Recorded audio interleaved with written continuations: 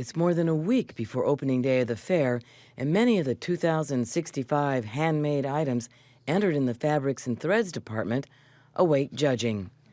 On this day, weaving and later hooked rugs are judged. First, the weaving. We have a new category. It's called scarf or shawl. We also have apparel categories, household linens, Afghan, rug, of course, which is what I think of when I think of weaving. I would say start at the bottom of the material, the edges, and then work in. Look for threading mistakes that they might have done while they were setting up the loom. And then as they're weaving, if you get tenser, you beat harder. So is it all beat the same? Every thread laid in on top of each other the same? And then pattern choice. So after she spun all this silk, then she dyed it all. A lot more painted warps than I expected. People have done all that preparation ahead of time and then put it on the loom and then wove it one thread at a time. So that takes a lot of time. Just making it interesting in the warp.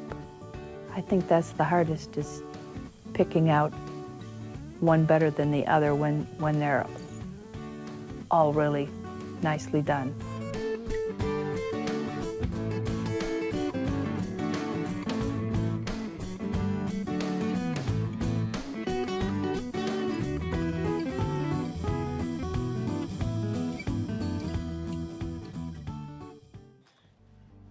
We have about 7 categories in hooked rugs, I believe.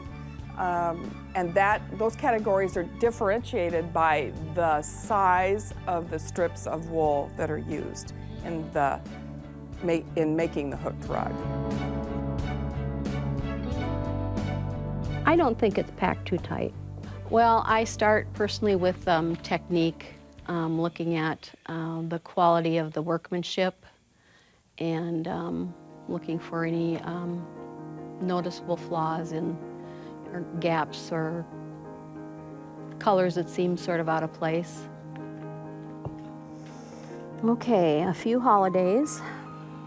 Holidays are when you have spaces between the rows of hooking, so there's a little gap that maybe is a little wider than it should be. Very even hooking. I'm seeing some really nice technique, really good color selection. Some categories have been very difficult to differentiate between, first and second.